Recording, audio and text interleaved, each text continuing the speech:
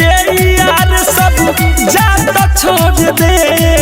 सखी जात के जबना हाथ से सखी जात के जबना हाथ से सब साथी छोड़ देला सखी जात के जबना हाथ से सब साथी छोड़ देला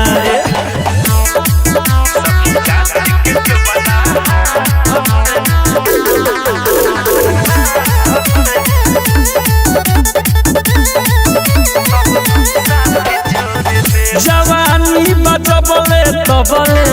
पूछी लोग हजार हो रस सारा चूस लेवेला कके झूठो प्यार हो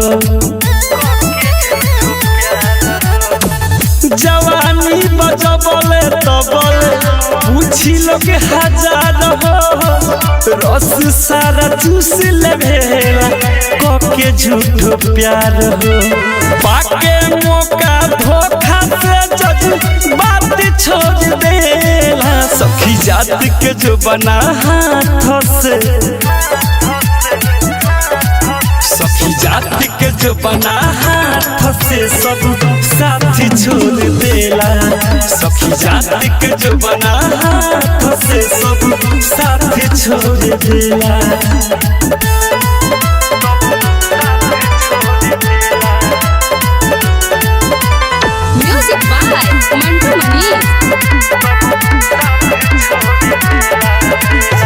लगा के सभी तोरा देवेला सील के कहती जिया न रस न सके उझिल के लगा के सभी तोरा देवेला सील के कहती जिया न रस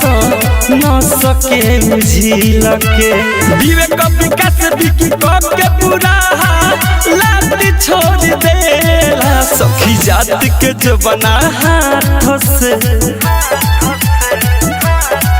सखी जात के जबना हाथ से सब साथी छोड़ देला सखी जात के जबना हाथ से सब साथी छोड़ देला।